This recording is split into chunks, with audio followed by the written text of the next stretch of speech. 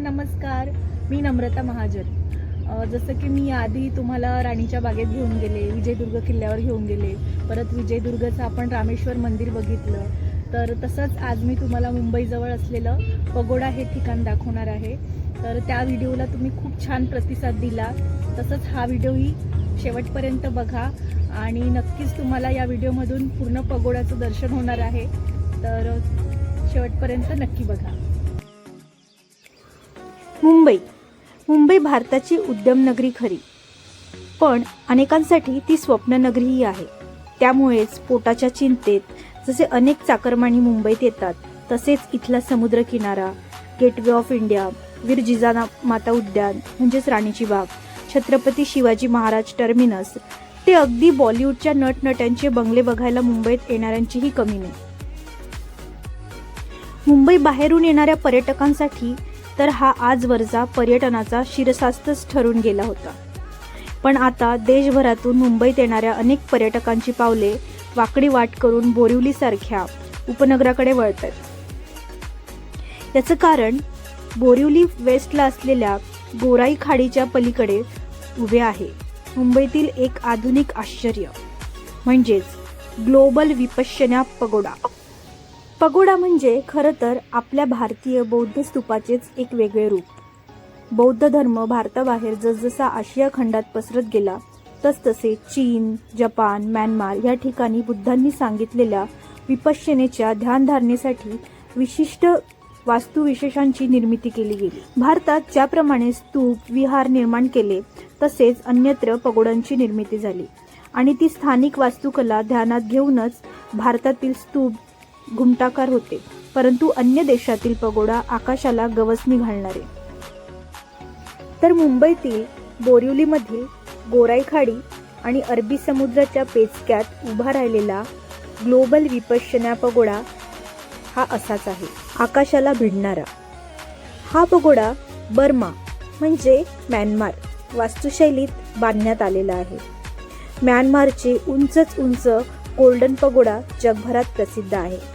त्यापैकीच एक म्हणजे म्यानमारची प्राचीन राजधानी यंगनपासून काही अंतरावर सिंगुटारा टेकडीवर असलेला श्वाडागान पगोडा. या श्वाडागान पगोडाची प्रतिकृती म्हणजेच आपला गोराईचा ग्लोबल विपश्यना पगोडा. फक्त श्वाडागान पगोडाची उंची 330 फूट आहे, तर ग्लोबल विपश्यना पगोडाची 325 फूट. दोघांचा उजळ सोनेरी रंग मात्र सारखाच आहे. लांबून पाहताना एक सुवर्ण शलाका अवकाशात शिरत असल्याचा भास होतो. गोराईचा हा पगोडा केवळ मुंबईतच नाही, जागतिक आश्चर्याचा एक नमुना आहे. कारण फक्त दगडांपासून बांधण्यात आलेला हा जगातील सगळ्यात मोठा पगोडा आहे. तसेच हा डोम बांधताना कुठल्याही प्रकारच्या खांबांचा म्हणजे पिलर अथवा लोखंड स्टीलचा आधार घेण्यात आलेला नाही. प्राचीन भारतीय वास्तुशैलीत ज्याप्रमाणे प्रचंड आकाराचे दगड केवळ खाचांनी एकमेकांशी जोडले जायचे, त्याचप्रमाणे दगड रचून हा डोम उभारण्यात आला आहे. प्रत्येक स्तूप किंवा पगोडामध्ये बुद्धांशी संबंधित काहीतरी अवशेष, वस्तू, केस, अस्थि, दंत यापैकी हमखास असतेच. याचप्रमाणे ग्लोबल विपश्यना पगोडामध्ये बुद्धांच्या पवित्र अस्थींचा अवशेष असून तो मूळ आंध्र प्रदेशातील गुंटूर जिल्ह्यातील भट्टीपोलू येथील बौद्ध स्तूपातील आहे. त्यामुळेच अशा वास्तूत विपश्यना करण्यासाठी अनेक जण येत असतात. आणि ग्लोबल विपश्यना पगोडा तर भारत आणि जगभरात प्रसिद्ध असलेले विपश्यना गुरु सत्यनारायण गोयंका यांच्या मार्गदर्शनाखाली उभारण्यात आला आहे. त्यांच्या मार्गदर्शनानुसार येथे विपश्यनेचे वर्ग चालतात आणि हा पगोडा सर्व जाती धर्मांच्या लोकांसाठी खुला आहे. हा ग्लोबल विपश्यना पगोडा जेवढा महत्त्वाचा आहे, तेवढाच त्याचा परिसरही महत्त्वाचा आहे. प्रवेशद्वारापाशी असलेली बुद्धांची मूर्ती सगळ्यात आधी पर्यटकांचे लक्ष वेधून घेते. 80 मेट्रिक टन वजनाच्या मार्बलपासून बनवलेली ही बुद्धमूर्ती 21.5 फूट उंच आहे. त्याशिवाय बोधिवृक्ष, अशोकस्तंभ, धम्मचक्र अशी बुद्धांशी संबंधित प्रतीकेही इथे पाहायला मिळतात. त्याशिवाय चित्रमालिकेतून बुद्धचरित्र मांडणारे कलादालनही इथे आहे. या सर्व वैशिष्ट्यांमुळेच अल्प कालावधीत केवळ मुंबई नाही तर महाराष्ट्रातील 7 आश्चर्यांमध्ये ग्लोबल विपश्यना पगोडाची गणना व्हायला लागली आहे आणि दिवसेंदिवस इथे येणाऱ्या पर्यटकांची वाढ होत आहे. आणि आता आपण या व्हिडिओमार्फत संपूर्ण पगोडा त्याचं निसर्ग सौंदर्य बघणार आहोत. तर पगोडा हा बराच मोठा आहे आणि आपल्याला त्याच्या संपूर्ण अशी फेरी मारता येते, पूर्ण त्या घुमटाभोवती फिरता येतं. जे ध्यान केंद्र आहे आपण तिथे जातोय आणि त्याच्या आधी आपण संपूर्ण आजूबाजूचा परिसर बघणार आहोत. तर या पायऱ्या चढून आपण वरती जातो आणि समोरून हा सुंदर गेट दिसतो आणि सुंदर असा निसर्गही दिसतो. तर आम्हाला तिथे जायला संध्याकाळ झालेली, 5:30 वाजलेले आणि हिवाळा असल्यामुळे आम्हाला तिथे सूर्यास्त दिसला आणि खरंच तो सूर्यास्तही इतका सुंदर होता. पुढे व्हिडिओमध्ये मी तुम्हाला ते दाखवते.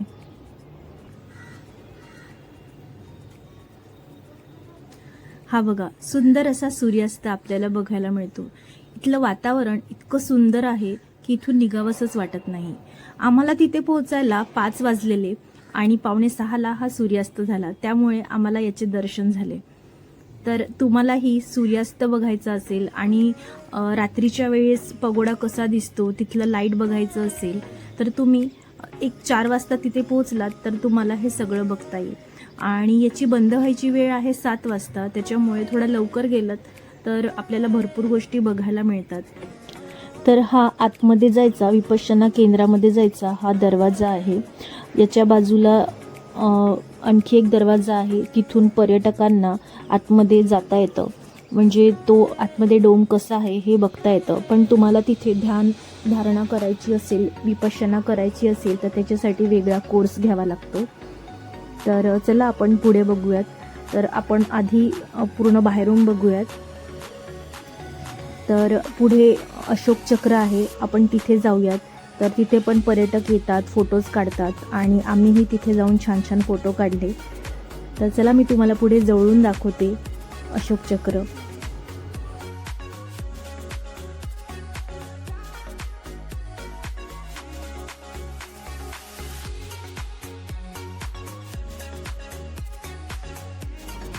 या पगोड्याच्या कळसाची उंची तब्बल 99 मीटर म्हणजे 30 मजली इमारती इतकी आहे. या पगोड्याचा डोम म्हणजेच घुमट 280 फूट व्यासाचा असून हा जगातील सर्वात मोठा डोम आहे. आजवर विजापूरचा इतिहास प्रसिद्ध गोल घुमट सगळ्यात मोठा स्तंभविरहित घुमट म्हणून प्रसिद्ध होता. परंतु कुठलाही स्तंभ किंवा लोखंडाचा वापर न करता उभारण्यात आलेला ग्लोबल विपश्यना पगोडाचा डोम गोल घुमटापेक्षा 3 पटीने मोठा आहे. डोमच्या बांधणीसाठी तब्बल 25 लाख टन बेसॉल्ट आणि जोधपुरी लाल दगडाचा वापर करण्यात आलेला असून त्याच्या जोडणीसाठी इंटरलॉकिंग पद्धतीचा वापर करण्यात आला आहे. तसेच एकेका दगडाचे वजन 600 ते 700 किलो आहे. आणि हो, या डोममध्ये एकाच वेळी तब्बल 8000 माणसे ध्यान धारणेला बसू शकतात.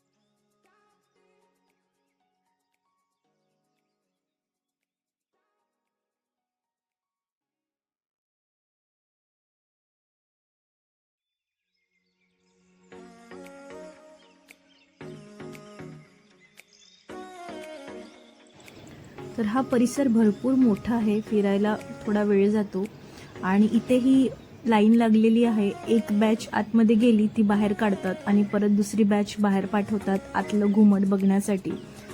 आणि आपण आज जरी गेलो तरी आतमध्ये जे विपश्यना करत असतील त्यांना आपला आवाज जात नाही, इतकं ते काचेने सगळं पॅक आहे.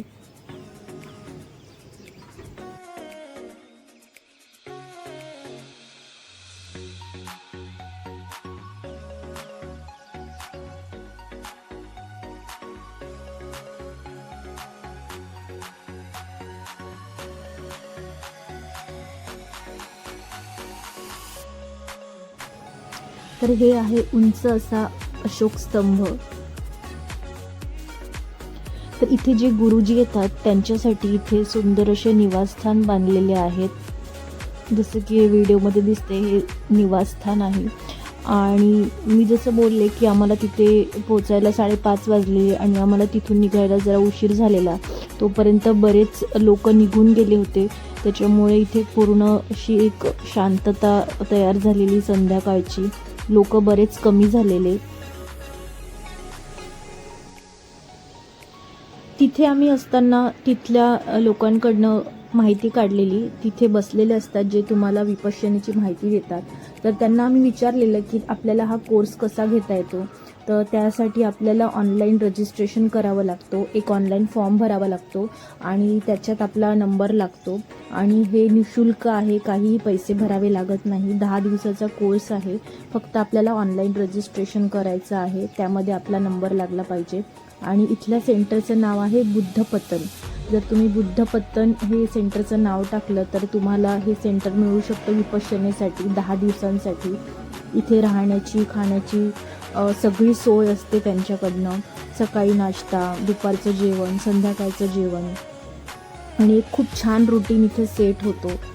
आपल्या धकाधकीच्या आयुष्यातून आपल्याला काही नवीन शिकायचं असेल तर आपण इथे तो कोर्स घेऊ शकतो आणि एक वेगळा अनुभव आपल्याला येऊ शकतो. आणि हो, आपण जेव्हा इथे पर्यटक म्हणून बघायला जातो तर इथे आपल्याला खाण्यापिण्याची सुद्धा छान सोय आहे. फूड प्लाझा आहे प्रशस्त असा, जिथे रेटसुद्धा एकदम छान रिझनेबल आहे आणि खूप मोठा फूड प्लाझा आहे. तर आम्हीही तिथेच निघताना मस्तपैकी नाश्ता केला.